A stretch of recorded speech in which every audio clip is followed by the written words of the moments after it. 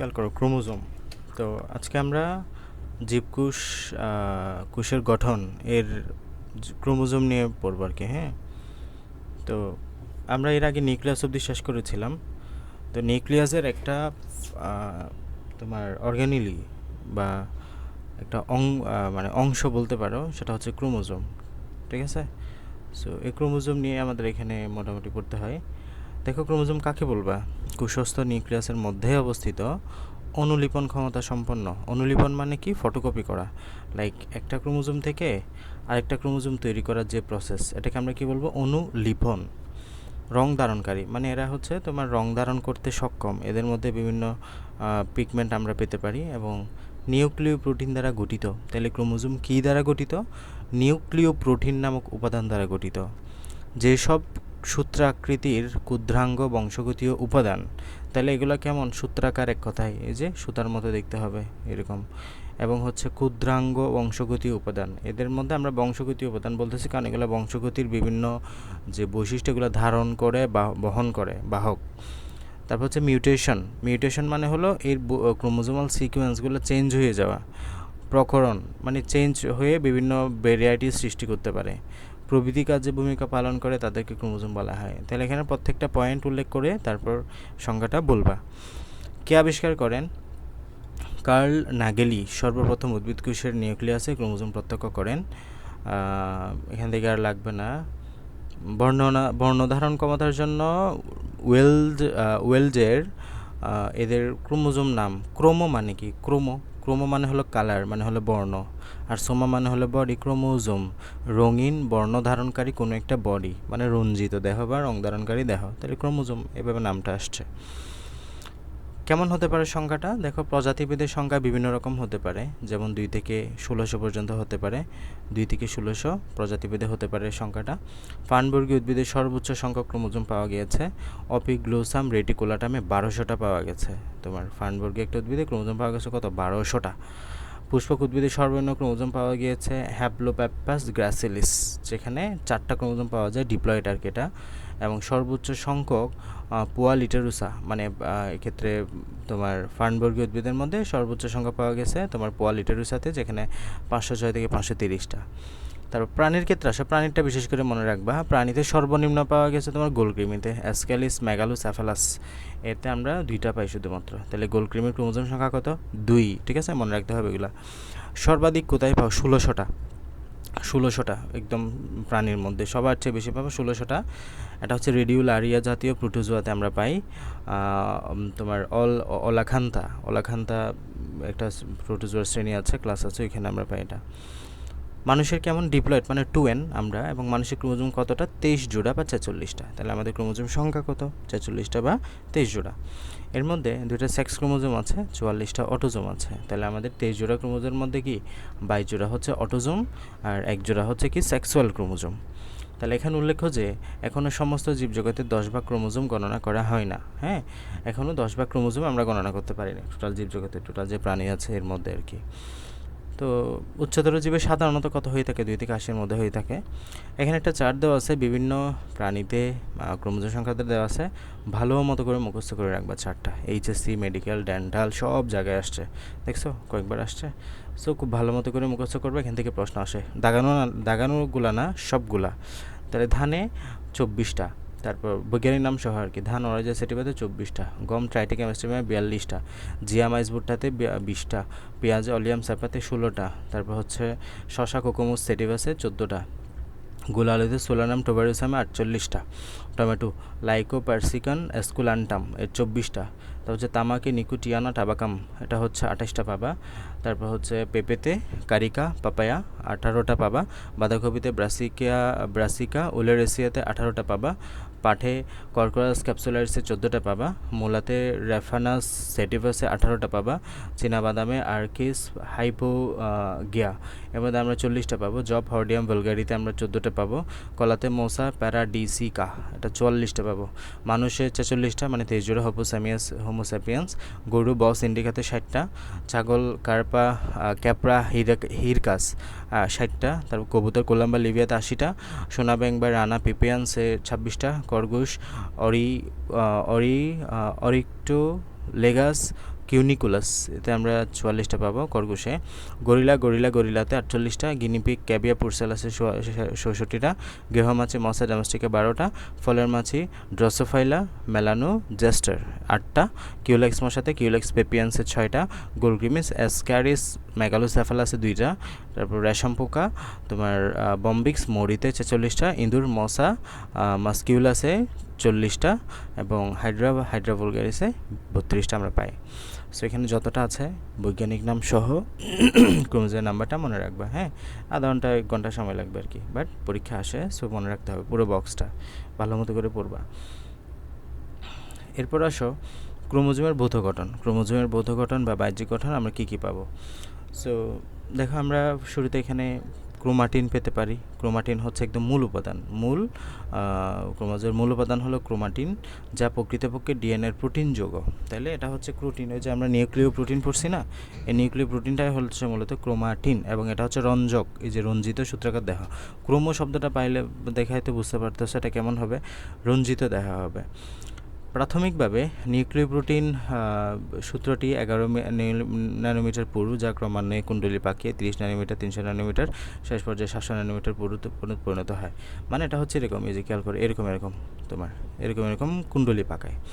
তাহলে দেখো আমার এই কলমের দাগগুলো কেমন তোমার চিকন না, বাট এগুলো যখন কুণ্ডলী পাকায় দেখো অনেক মোটা হয়ে যাচ্ছে না, অনেক মোটা একটা বান্ডেল গঠন করতেছে না, সেইভাবে আর কি। তো এগুলো মূলত কুণ্ডলী পাকাইতে থাকে, এই জন্য এগুলো স্বাভাবিকভাবে সূত্রটা কত 11 ন্যানোমিটার পুরু, যা ক্রমান্বয়ে কুণ্ডলী পাকাইতে একসময় গিয়ে 700 ন্যানোমিটার পর্যন্ত হয়ে যায়। ঠিক আছে, তো মানুষের একটা ক্রোমোজোমে ডিএনএ 1000 গুণ খাটো হতে দেখা যায়। মানে তোমার এই যে যখনই কুণ্ডলী পাকাইতে শুরু করো তখন এগুলো খাটো হয়ে যায় স্বাভাবিকভাবে। খেয়াল করো, যখন তোমার একটা সুতা অনেক লম্বা হবে, বাট এটাকে যদি কুণ্ডলী পাকা এরকম করে খাটো হয়ে যাবে না এটা, সো এরকম আর কি। এটা যখনই কুণ্ডলী পাকা এটা খাটো হয়, মানুষের ক্রোমোজোমটা 10,000 গুণ তোমার খাটো হতে দেখা যায়। হিস্টোন প্রোটিনের সাথে সংযুক্ত অবস্থায় ডিএনএকে বলা হয় নিউক্লিওসোম। তাহলে ডিএনএর অপর নাম কি, নিউক্লিওসোম, যখন একটা হিস্টোন প্রোটিনের সাথে যুক্ত থাকে। তাহলে হিস্টোন প্রোটিনের সাথে যুক্ত থাকা অবস্থাটার নাম কি, নিউক্লিওসোম। এরপর হচ্ছে হেইজ ক্রোমাটিন তন্তুকে দুই ভাগে ভাগ করেন। একটা হচ্ছে হেটারোক্রোমাটিন, ইউক্রোমাটিন, হেটারো এবং ইউ। সো হেটারো মানে কি দেখো, ইন্টারফেস এবং প্রোফেস। আমরা কোষ বিভাজনের 2টা ধাপ পড়েছি না, তোমার অনেকগুলা ফেজ পড়েছি, ইন্টারফেস এবং এমফেজ মধ্যে এখানে প্রোফেসটা নিয়ে আসবা, আর ইন্টারফেস থাকবে। ইন্টারফেস এবং প্রোফেস পর্যায়ে ক্রোমোটোম যে অংশ অধিক কুণ্ডলিত এবং নিষ্ক্রিয় ডিএনএ ধারণ করে হেটারোক্রোমাটিন। এক কথায় মনে রাখবা, হেটারোক্রোমাটিন মানে হলো এই ক্ষেত্রে নিষ্ক্রিয় ডিএনএ ধারণ করবে। মূল ইনফো হচ্ছে এটা কেমন ডিএনএ ধারণ করবে, নিষ্ক্রিয় ডিএনএ ধারণ করবে। হেটারোক্রোমাটিনে কেমন ডিএনএ থাকবে, নিষ্ক্রিয় ডিএনএ থাকবে। এরা এমআরএনএ সংশ্লেষণ করতে পারে না। দেখো নিষ্ক্রিয় মানে কি, এটা কাজ করতে পারবে, নো। সো এরা এমআরএনএ সংশ্লেষণ করতে পারবে না। ক্রোমাটিনের যে অংশ কম কুণ্ডলিত এবং সক্রিয় ডিএনএ ধারণ করে থাকে ইউক্রোমাটিন, তাহলে এটা হচ্ছে কম কুণ্ডলিত থাকবে এবং অ্যাক্টিভ থাকবে, সক্রিয়, তারা হচ্ছে কি ইউক্রোমাটিন। এটা ক্রোমোজোমের বিস্তৃত অংশ এবং এমআরএনএ সংশ্লেষণে অংশগ্রহণ করে, মানে এমআরএনএ তৈরি করতে পারে। এটা আমরা যখন এই যে ট্রান্সলেশন পড়বো না তখন বুঝে যাবে, ট্রান্সক্রিপশন, এটা মূলত ট্রান্সক্রিপশন করতে পারে। এই যে ইউক্রোমাটিনটা কী করতে পারে, ট্রান্সক্রিপশন করতে পারে, আর হেটারোক্রোমাটিনটা ট্রান্সক্রিপশন করতে পারে না। এই যে ডিএনএ থেকে এমআরএনএ তৈরি করার পদ্ধতি হচ্ছে ট্রান্সক্রিপশন। তো এটা হচ্ছে ইউক্রোমাটিন ট্রান্সক্রিপশন করতে পারে, হেটারোক্রোমাটিন ট্রান্সক্রিপশন করতে পারে না। তাহলে আমরা কি পড়লাম, আমরা পড়লাম ক্রোমাটিন, যেটা হচ্ছে মূল প্রোটিনীয় উপাদান, এটা হচ্ছে মূল প্রোটিন যৌগ ডিএনএর। এবার আসে ক্রোমাটিড, এটা হচ্ছে মাইটোসিস কোষ বিভাজনের প্রোফেজ পর্যায়ে ক্রোমোজোম প্রথম দৃষ্টিগোচর হয়। মানে প্রথম এদেরকে তুমি দেখতে পাবা। মেটাফেজ পর্যায়ে ক্রোমোজোমগুলোকে লম্বালম্বি 2টা অংশে বিভক্ত দেখা যায়, তার নাম কী বলা হয়, ক্রোমাটিড। এই যে আমরা দেখো না, মেটাফেজ পর্যায়ে এইভাবে হলো, দেন এগুলোকে ভাগ করে দিলে এভাবে, দেন কী পরিণত হলো, 2টা ক্রোমাটিড তৈরি হলো না, এই যে এইভাবে আর কি, 2টা সমানুপাতিক ভাগ করে তাকে ক্রোমাটিড বলে। এগুলোকে কী বলবা, ক্রোমাটিড বলবা। প্রতিটি ক্রোমোজোমের সমান এবং অসমান্তরাল একজোড়া ক্রোমাটিড থাকে। এই যে সমান এবং অসমান্তরাল মানে তো বুঝছো, মধ্যবর্তী দূরত্বটা ভিন্ন ভিন্ন থাকে, তবে পরস্পর কী হবে, সমান হবে এগুলা। এরা সাধারণত সিস্টার ক্রোমাটিড। তাহলে এই যে এটার সাথে এটার সম্পর্ক কি, এই যে এটার সাথে এটার সম্পর্ক কি, সিস্টার ক্রোমাটিড। এই দুটোর সাথে এটার সম্পর্ক কি, সিস্টার ক্রোমাটিড। আর ভিন্ন একটা ক্রোমোজোম হলে তখন বলবা নন সিস্টার ক্রোমাটিড। আধুনিক ধারণা অনুযায়ী ক্রোমাটিডকে একক ডিএনএ অণু দ্বারা গঠিত এবং এদের নেমাটা নামে পরিচিত, এগুলো লাগবে না। এবার আসে সেন্ট্রোমিয়ার মানে হলো ক্রোমাটিড দুটো যেখানে যুক্ত থাকে এক কথায়। প্রতিটি ক্রোমোজোমের একটি অরঞ্জিত অঞ্চল থাকে, মানে যেখানে তোমার কালার পাবা না, তুমি রঙিন পাবা না যে জায়গাটা। হ্যাঁ, এই যেটা যদি একটা ক্রোমোজোম হয়, এই মাঝখানের অঞ্চলটা কী পাবা তুমি, রঙিন পাবা না, এটা হচ্ছে বর্ণহীন। হ্যাঁ, বর্ণহীন। তাহলে যেটার মধ্যে ক্রোমাটিড দুটো পরস্পরের সাথে কি আছে, যুক্ত আছে। তো অরঞ্জিত অঞ্চলকে বলা হয় সেন্ট্রোমিয়ার, হ্যাঁ, সেন্টারে থাকে। দুইটা সিস্টার ক্রোমাটিড সেন্ট্রোমিয়ার অঞ্চল অত্যন্ত গাঢ়ভাবে সংযুক্ত, দেখো এখানে সুন্দর মতো যুক্ত আছে না, খুব গাঢ়ভাবে। এবং সেন্ট্রোমিয়ারের অবস্থানটা ক্রোমোজোমের একটা খাঁজ সৃষ্টি করে, তো এখানে মুখ্য কুঞ্চল বলা হয়। সেন্ট্রোমিয়ারের অবস্থানটি ক্রোমোজোমে একটি খাঁজ তৈরি করে। এই যে সেন্ট্রোমিয়ার থাকার কারণে আমাদের ক্রোমোজোমে খাঁজ তৈরি হয়, এটা হচ্ছে আমরা প্রাইমারি কনস্ট্রিকশন বলি, মুখ্য কুঞ্চন বলি। এখানে দেখাবে নিশ্চয়ই, আমরা দেখো এখানে একটু ইয়াটা পড়ে ফেলো আগে, চিত্রটা একটু দেখো। এই যে মাঝখানে এটাকে কি বলবা, সেন্ট্রোমিয়ার। সেন্ট্রোমিয়ার কেন দেখো, এটা আগে শোনো, এটা হচ্ছে তোমার, এটা চিত্রটা খুব ভালো মতো করে বুঝো। এটা হচ্ছে একটা ক্রোমাটিড লম্বা, এটা হচ্ছে একটা ক্রোমাটিড, দুই ভাগে ভাগ করলা, ওকে। ক্রোমাটিড দুটো দেখো এই জায়গায় খুব ঘনভাবে যুক্ত আছে না, খুব ঘনভাবে যুক্ত আছে না। এবং এই জায়গাটা কেমন, যদি না রঙিনভাবে তুমি দেখতা, এই জায়গাটা রঙিন না, এই জায়গাটা কি না, রঙিন না, অরঞ্জিত থাকে। সো এই জায়গাটাকে আমরা বলবো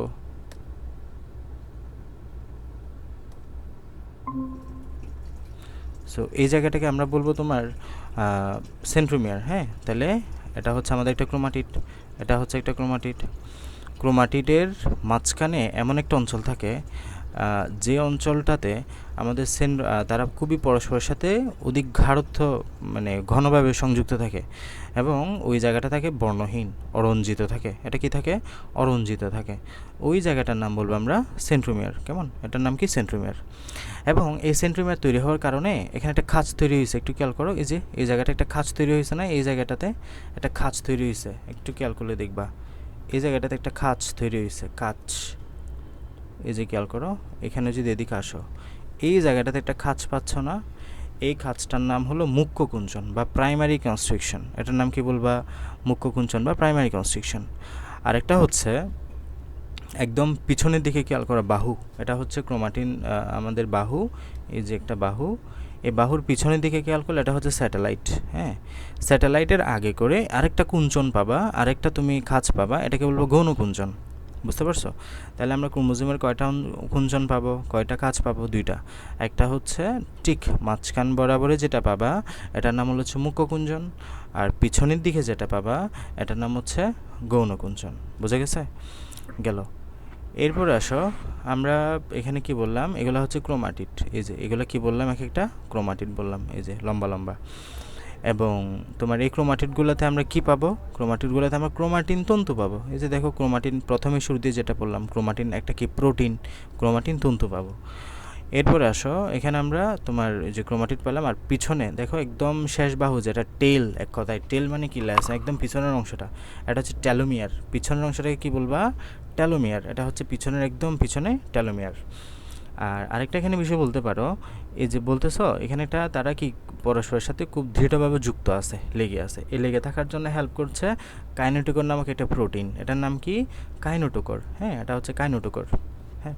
সো এতটুকু গঠনটা ভালো মতো করে পড়বা, তোমাদের এসএসসি এই মানে এইচএসসিতে এটা খুব আসে। ভাইয়া এটা আগে করানো হয়েছে না?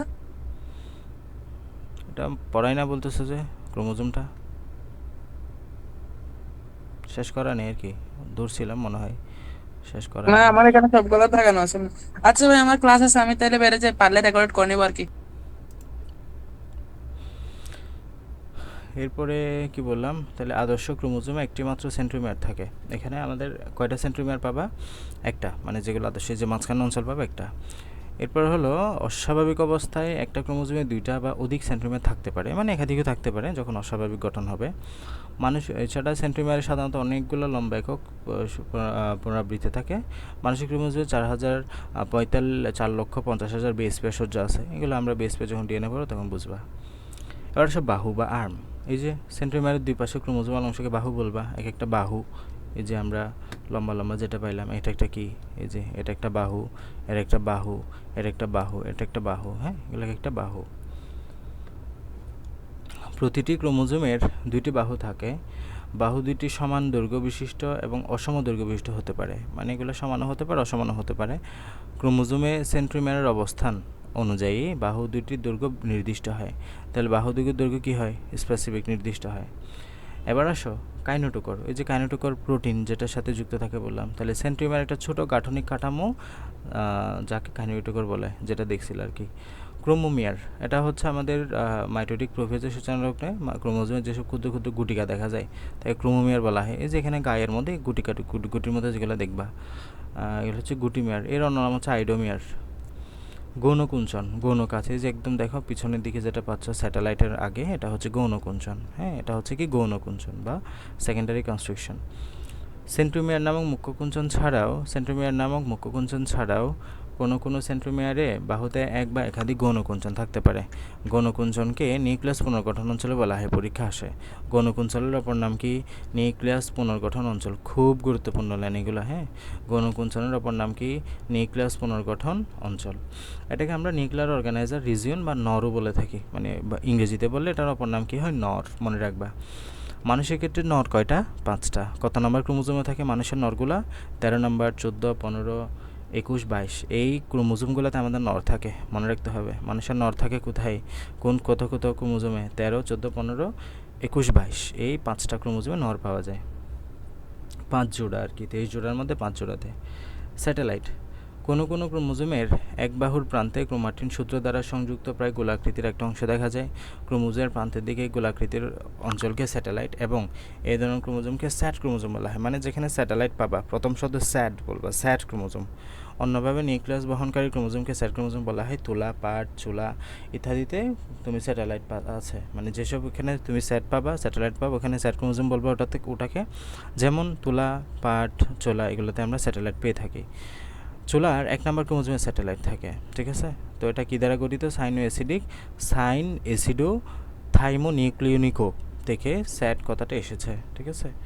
এই আর কি, থাইমোনিউক্লিক অ্যাসিড ছাড়া ডিএনএ, অর্থাৎ থাইমোনিউক্লিক অ্যাসিড ছাড়া ডিএনএ।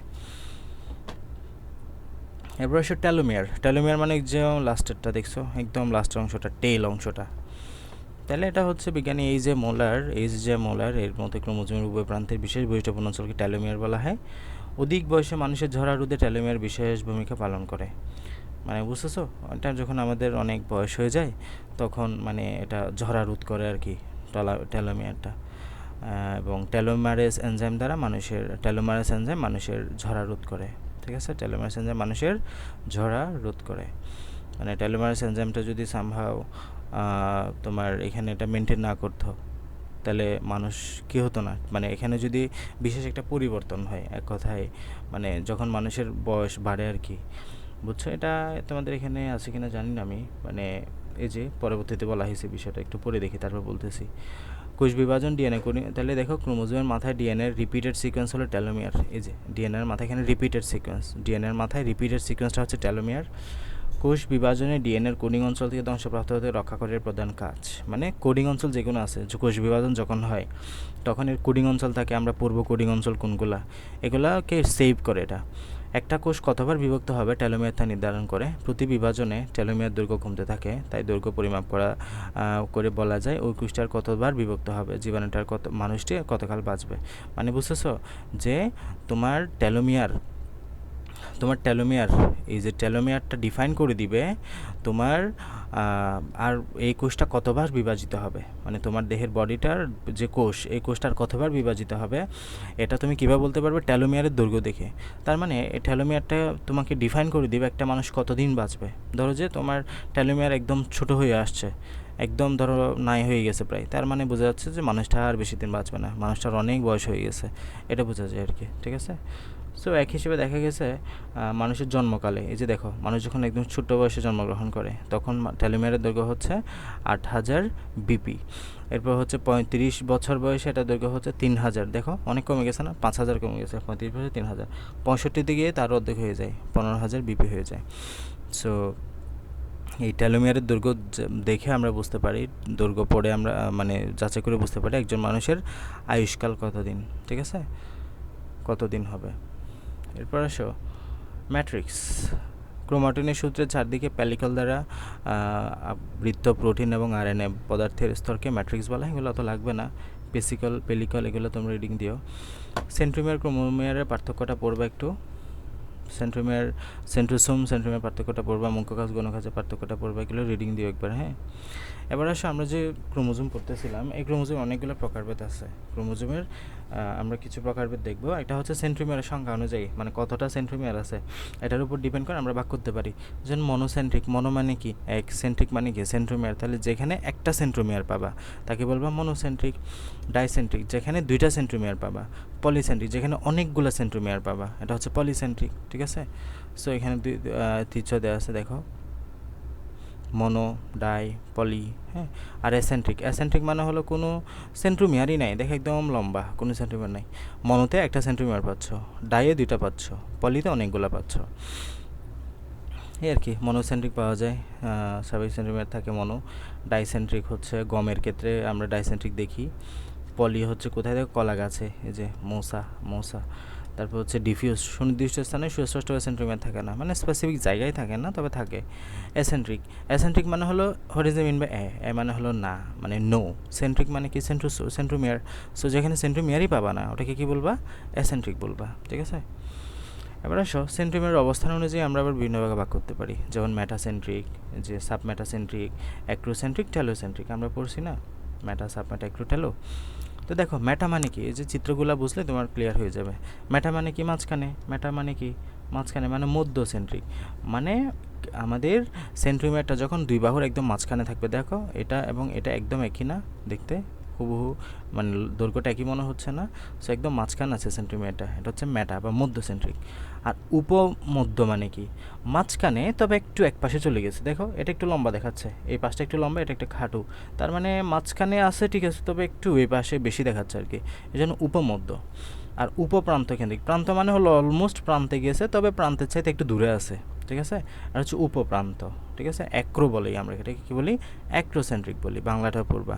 প্রান্ত মানে হলো টেলোসেন্ট্রিক, একদম টেলে চলে গেছে, দেখো টেল প্রান্ত একদম প্রান্তে চলে গেছে, সেটাকে আমরা প্রান্তিক কেন্দ্রিক বলবো। ঠিক আছে, সেটাকে আমরা BLJI এর মতো আকার দেখি না, যে VLJI এর আকার দেখি। ঠিক আছে, VLJI, মেটা, সাবমেটা, অ্যাক্রো, টেলো। তো এটাই আর কি। দেখো মেটাসেন্ট্রিক মানে হলো মধ্যকেন্দ্রিক, এবং এক্ষেত্রে এটা ইংরেজি বি অক্ষরের মতো দেখায়, যেহেতু বি এর মাঝখান বরাবর সেন্ট্রোমিয়ার চিন্তা করো, এটা অ্যানাফেজ পর্যায়ে আমরা এগুলো দেখি আর কি। সোলানাম নিগ্রামের সব ক্রোমোজোমই, মানে সোলানাম নিগ্রাম যে আলু আছে, এই আলুতে আমাদের সবগুলো ক্রোমোজোমই কেমন তোমার মধ্যকেন্দ্রিক হয়। আর মানুষের ক্ষেত্রে মনে রাখবা 1, 3, 6, 7, 8, 11, 16, 19, 20 এগুলোতে মেটাসেন্ট্রিক আমরা ক্রোমোজোম পাই। মেটাসেন্ট্রিক, সাবমেটাসেন্ট্রিক কোথায় পাই, এগুলো কেমন, ওই যে একটু মানে মধ্যকেন্দ্রিকের চাইতে একটু এক পাশে ঝুঁকানো থাকবে এগুলো, তো এগুলো অ্যালাক্করের মতো দেখতে, এবং কোথায় পাই 2, 4, 5, 9, 10, 11, 12, 17, 18 এগুলোতে পাই সাবমেটাসেন্ট্রিক। অ্যাক্রোসেন্ট্রিক মানে কি, এক্ষেত্রে এটা যে অক্ষরের মতো দেখবা, এবং কোথায় পাবা, টিপোনিয়াম, ট্রাইলোভেটাম মানে গ্যাটকোচুতে পাবা। মানুষের ক্ষেত্রে কোথায় পাবা, 13, 14, 15, 21, 20, 21, 22, হ্যাঁ হ্যাঁ, এবং ওয়াই ক্রোমোজোম, আমাদের যে সেক্সুয়াল ক্রোমোজোমের ওয়াই ক্রোমোজোম আছে, এগুলো কি অ্যাক্রোসেন্ট্রিক। প্রান্তিকেন্দ্রিক বা টেলোসেন্ট্রিক কোথায় পাবা, এটা হচ্ছে আমাদের যে ইংরেজি অক্ষরের মধ্যে দেখতে, মানুষের ক্ষেত্রে ক্রোমোজোমটা নাই, মনে রেখো, এটা পরীক্ষা আসে যে মানুষের কোন টাইপের ক্রোমোজোমটা নাই, টেলোসেন্ট্রিক, মানুষের ক্ষেত্রে নাই, বাকি তিনটা কিন্তু মানুষের আমরা পেয়েছি, তাই না। এখন আসলে আমরা গঠনের উপর ভিত্তি করে আবার দুই ভাগে ভাগ করতে পারি। একটা হচ্ছে তোমার অটোসোম, অটোসোম মানে কি, আমাদের দৈহিক বৈশিষ্ট্য নিয়ন্ত্রণ করবে, এরা দৈহিক বৈশিষ্ট্য নিয়ন্ত্রণকারী যে জিন এগুলো বহন করবে, তাদেরকে আমরা অটোসোম বলবো, এ দ্বারা প্রকাশ করি। তো মানুষের 23 জোড়া ক্রোমোজোমের মধ্যে 22 জোড়া হচ্ছে অটোসোম। আর হচ্ছে সেক্স ক্রোমোজোম, সেক্স ক্রোমোজোম মানে কি, এক্স এবং ওয়াই, এরা আমাদের সেক্স মানে লিঙ্গ নির্ধারণটা করবে এরা। সো এটা হচ্ছে আমরা পাই এক্স ওয়াই আর কি। এবার আসো ক্রোমোজোমের, তাহলে আমাদের মোটামুটি ক্রোমোজোমের গঠন বা তোমার ক্লাসিফিকেশনটা শেষ, ক্রোমোজোমের গঠন ক্লাসিফিকেশন এগুলো মোটামুটি শেষ হয়েছে কেমন। এখন আসো ক্রোমোজোমের রাসায়নিক গঠন কী পাবো, কেমিক্যাল স্ট্রাকচার আমরা কী কী পাবো এগুলা। ক্রোমোজোমের ভিতরে কী কী পাবা তুমি, এই যে ক্রোমোজোমের প্রধান রাসায়নিক উপাদান দেখো, নিউক্লিক অ্যাসিড পাবা ভিতরে এবং প্রোটিন পাবা। তাহলে ক্রোমোজোমের ভিতরে আমরা কী পাচ্ছি, নিউক্লিক অ্যাসিড এবং প্রোটিন, প্রধান দুইটা উপাদান পাচ্ছি। নিউক্লিক অ্যাসিডের মধ্যে কয় রকমের নিউক্লিক অ্যাসিড পাবা, 2 রকমের নিউক্লিক অ্যাসিড পাবা, একটা হচ্ছে ডিঅক্সিরাইবো নিউক্লিক অ্যাসিড, একটা হচ্ছে রাইবো নিউক্লিক অ্যাসিড। তাহলে আমরা নিউক্লিক অ্যাসিডের মধ্যে 2 রকম পাচ্ছি, একটা হচ্ছে ডিএনএ, একটা হচ্ছে আরএনএ। তাহলে ডিএনএ পুনরামটা পড়বা ডিঅক্সিরাইবো নিউক্লিক অ্যাসিড, এটা হচ্ছে স্থায়ী উপাদান, মনে রাখবা, এটা হচ্ছে ক্রোমোজোমের প্রকৃত ক্রোমোজোমের স্থায়ী উপাদান। বিভিন্ন উপাদানের মধ্যে ডিএনএর পরিমাণ হচ্ছে প্রায় 45 ভাগ, মানে সবচেয়ে বেশি পাবে ডিএনএটা। এবং এটা দ্বিসূত্র বিশিষ্ট পলিনিউক্লিয়ার সর্পিলাকার গঠন, দ্বিসূত্রকারী, যে এরকম দেখতে অনেকটা। হ্যাঁ, তারপর হচ্ছে এটা 5 কার্বন বিশিষ্ট। এখানে কী কী থাকে দেখো, এই যে এখানে 5 কার্বন বিশিষ্ট শর্করা, পেন্টোজ শর্করা পাবা, মানে রাইবোস, ওই যে ডিঅক্সি রাইবোস বলছো না, এই রাইবোসটা হচ্ছে মূলত পেন্টোজ সুগারটা। এবং অজৈব ফসফেট, হ্যাঁ, ডিঅক্সি রাইবোস। তাহলে অজৈব ফসফেট পাবো, নাইট্রোজেন গঠিত ক্ষার কী কী পাবো, অ্যাডিনিন, গুয়ানিন, থায়ামিন, সাইটোসিন, এই নাইট্রোজেন গঠিত ক্ষারগুলো পাবো। তাহলে এখানে আমরা ডিএনএর মধ্যে কয়টা উপাদান পাচ্ছি, মেইন 3টা। 5 কার্বন বিশিষ্ট পেন্টোজ শর্করা মানে হলো রাইবোস, অজৈব ফসফেট পাবো, নাইট্রোজেন গঠিত ক্ষার, এগুলো পাবো। তো ডিএনএ এবং হিস্টোন প্রোটিনের অনুপাত হচ্ছে 1:1, মানে একটা ডিএনএতে ক্রোমোজোমের মধ্যে যতগুলো ডিএনএ থাকবে ঠিক ততগুলো আবার হিস্টোন প্রোটিন থাকবে। এবং জীবের 90% ডিএনএ ক্রোমোজোমে থাকে, আমাদের ম্যাক্সিমাম ডিএনএ ক্রোমোজোমে আছে। তাহলে ডিএনএ একটা উপাদান খেলে, এবার আসো আরএনএ। আরএনএর উপাদান পুরো নাম কি, রাইবোনিউক্লিক অ্যাসিড। এখানে আমরা রাইবোস সুগারটা পাবো, ডিঅক্সি রাইবোস পাবো না। হ্যাঁ, তো এটা হচ্ছে ক্রোমোজোমের স্থায়ী উপাদান না। হ্যাঁ, এটা স্থায়ী উপাদান না, এটা তৈরি হবে আবার হবে এরকম আর কি। 1 সূত্র বিশিষ্টটা, বা ডিএনএ 2 সূত্র বিশিষ্ট পড়ছিলা। এটা 5 কার্বন বিশিষ্ট রাইবোস সুগার পাবা, এই যে শর্করা, অজৈব phosphate, adenine, guanine, uracil, cytosine দ্বারা গঠিত। অনেক ভাইরাস কোষে ডিএনএ এর পরিবর্তে আরএনএ থাকে, মানে আমরা ওই যে ভাইরাসকে 2 ভাগে ভাগ করছি না, একটা হচ্ছে ডিএনএ ভাইরাস, একটা হচ্ছে আরএনএ ভাইরাস। তো যেসব ভাইরাসের মধ্যে বংশগতীয় বস্তুটা ডিএনএ, তাদেরকে ডিএনএ ভাইরাস বলা হয়। যেসব ভাইরাসের মধ্যে বংশগতীয় বস্তুটা আরএনএ, তাদেরকে আরএনএ ভাইরাস বলা হয়। এরপর আসে যে প্রোটিন, আমরা এখানে তোমার টোটাল 55 ভাগ প্রোটিন পাওয়া যায়। তাহলে দেখো 45 ভাগ ডিএনএ পেয়েছিলা, আর 55 ভাগ কী পাচ্ছ, প্রোটিন পাচ্ছ। ঠিক আছে, তো প্রোটিনের মধ্যে 2 প্রকারের প্রোটিন পাবা, একটা হচ্ছে নিম্ন আণবিক গুরুত্ব সম্পন্ন প্রোটিন, একটা হচ্ছে উচ্চ আণবিক গুরুত্ব সম্পন্ন অম্লীয় প্রোটিন। হ্যাঁ, একটা হচ্ছে নিম্ন আণবিক গুরুত্ব সম্পন্ন প্রোটিন, একটা হচ্ছে অম্লীয় আণবিক গুরুত্ব সম্পন্ন প্রোটিন। তো নিম্ন আণবিক গুরুত্ব সম্পন্ন প্রোটিন কী কী আছে দেখো, এটা হচ্ছে আমরা তোমার প্রোটামিন অথবা হিস্টোন হিসেবে এই দুটো ক্ষারীয় প্রোটিনের যে কোনো একটিকে পাওয়া যায়, হয় প্রোটামিন পাবা না হয় হিস্টোন পাবা, হয় প্রোটামিন না হয় হিস্টোন। বেশিরভাগ ক্ষেত্রে হিস্টোন পাই আমরা। হ্যাঁ, মানুষের ক্ষেত্রে বেশ করে হিস্টোনটা পাওয়া যায়। তাই প্রোটামিনটা আমরা শুক্রাণুর ক্রোমোজোমে পাই, মনে রাখবা স্পেসিফিকভাবে খুব বাসাটা। শুক্রাণুর ক্রোমোজোমে কোন ইয়েটা পাওয়া যায়, প্রোটিনটা পাওয়া যায় প্রোটামিন, ভালো মতো মনে রাখো কোন প্রোটিন, প্রোটামিন। প্রোটিন পাওয়া যায় শুক্রাণুতে। উচ্চাণবিক গুরুত্ব বিশিষ্ট, মানে যেগুলো স্পেসিফিক গ্র্যাভিটি অনেক বেশি হবে, 2টা প্রোটিন পাওয়া যায়, ডিএনএ পলিমারেজ, আরএনএ পলিমারেজ। হ্যাঁ, ডিএনএ পলিমারেজ এবং আরএনএ পলিমারেজ। তো আমরা যদি একটু সামারি করি, ডিএনএর মধ্যে আমরা কী কী পাচ্ছি দেখো, আমরা মূল পাবো নিউক্লিক অ্যাসিডটা। হ্যাঁ, নিউক্লিক অ্যাসিড পাবো, তারপর প্রোটিন পাবো, ধাতব আয়ন পাবো, বিভিন্ন এনজাইম পাবো। প্রোটিনের মধ্যে ডিএনএ পাবা, আরএনএ পাবা। হ্যাঁ, ডিএনএ আরএনএর গঠনটা আমরা দেখলাম। প্রোটিন কি পাবা, হিস্টোন প্রোটিন পাবা, ক্ষারধর্মী নন হিস্টোন প্রোটিন পাবা। ক্ষারধর্মী প্রোটিনের মধ্যে H1, H2, H3, H4 ধারা ভাগ করতে পারো, এবং নন হিস্টোন মধ্যে 500 রকমের পাইতে পারো। এনজাইমের মধ্যে DNA polymerase, RNA polymerase, nucleoside transphosphatase পাবা। এই যে ক্রোমোজোম পড়লা, এই ক্রোমোজোমের কাজ কি, what is the function of the chromosome, তাহলে এটা প্রধান কাজ পড়বা, বংশগতির ধারক এবং বাহক। হ্যাঁ, এটা পরীক্ষা আসেই। তাহলে এটার প্রধান কাজ হলো বংশগতির ধারক এবং বাহক। আমাদের যে বংশগতীয় বৈশিষ্ট্য ডিএনএ, ওই ডিএনএকে এটা ধারণ করে না, বহন করে না, বাহক। তাই বংশ পরম্পরায় জীবের বৈশিষ্ট্য ধারণ করে, বহন করে এবং স্থানান্তর করে। বিভক্তির মাধ্যমে ক্রোমোজোম কোষ বিভাজনের প্রত্যক্ষ ভূমিকা পালন করে। তাহলে এই ক্রোমোজোমগুলো ডিভাইড হতে পারে। সো আমরা জানি এটা তোমার ওই যে অনুলিপন হয়, প্রতিলিপন হয়, সো এটা বিভক্ত হতে পারে। ডিএনএ বা জিন অণু ধারণ করে, যে বললাম ডিএনএ থাকে এর ভিতরে, সো এটা ধারণ করতেছে না। ডিএনএর ছাঁচ অনুযায়ী এমআরএনএ এর মাধ্যমে প্রোটিন সংশ্লেষণ করে। এই যে দেখো, ডিএনএ থেকে কি তৈরি হয়, এমআরএনএ তৈরি হয়। এগুলো আমরা পড়বো এই অধ্যায়ে অনেক বিস্তারিত। এগুলোই মূলত কঠিন পড়া, মানে একটু বিস্তারিত বুঝার পরে এদের। তাহলে ডিএনএ থেকে কী তৈরি হবে, এমআরএনএ। এটাকে আমরা বলবো ট্রান্সক্রিপশন। এটাকে কী বলবা, ট্রান্সক্রিপশন। এই যে এমআরএনএ থেকে আবার প্রোটিন তৈরি হবে। হ্যাঁ, এটাকে আমরা বলবো ট্রান্সলেশন। এটাকে আমরা কী বলবো, ট্রান্সলেশন। এরপরে ডিএনএ থেকে আবার ডিএনএ তৈরি হতে পারে, এটাকে আমরা বলবো রেপ্লিকেশন। তাহলে কি বললাম, ডিএনএ থেকে ডিএনএ তৈরি হওয়াটাকে কী বলবা, রেপ্লিকেশন, মানে রেপ্লিকা তৈরি হওয়া, একদম প্রতিলিপি তৈরি হওয়া। ডিএনএ থেকে এমআরএনএ তৈরি হতে পারে, এটাকে বলবো ট্রান্সক্রিপশন। এমআরএনএ থেকে প্রোটিন তৈরি হতে পারে, এটাকে বলবো ট্রান্সলেশন। এই টোটাল বিষয়টাকে আমরা সেন্ট্রাল ডগমা থিওরি বলে থাকি। ঠিক আছে, সো আপাতত আমরা এগুলো অনেক বিস্তারিত পড়বো, যদিও প্রত্যেকটা মেকানিজম আছে, রেপ্লিকেশন, ট্রান্সক্রিপশন, অনেক বড় বড় মেকানিজম, এগুলো অনেক সময় লাগবে পড়তে। সো আমরা এগুলো পড়বো, অসুবিধা নেই। আবার এখানে জানো যে ডিএনএ ছাঁচ তৈরি করে এমআরএনএর মাধ্যমে। দেখো এমআরএনএ তৈরি করতেছে না, ডিএনএ কিন্তু ডিরেক্ট প্রোটিন তৈরি করবে না, ডিএনএ আগে এমআরএনএ তৈরি করবে, এমআরএনএটা প্রোটিন তৈরি করবে, মানে এক কথায় আরএনএ তৈরি করবে, আরএনএটা প্রোটিন তৈরি করবে। ঠিক আছে, এরপরে সেক্স ক্রোমোজোম যেগুলো লিঙ্গ নির্ধারণ করে, যে ছেলে আমাদের এক্স ক্রোমোজোম আছে, বংশগতির বাহক হিসেবে জীবের ব্লুপ্রিন্ট হিসেবে কাজ করে। তারপর ক্রোমোজোমের সংখ্যা ও গঠনের পরিবর্তন অভিব্যক্তির মূল উপাদান হিসেবে ভূমিকা ব্যবহৃত হয় এটা, ঠিক আছে। বি ক্রোমোজোম একটা রিডিং দিয়ে ততটা দরকার নেই। কোষ বিভাজনে ক্রোমোজোমের ভূমিকা কি, রিডিং দিও।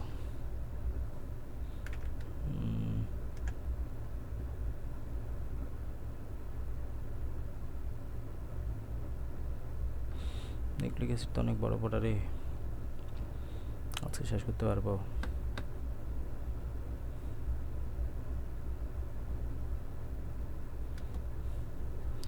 Nucleic acid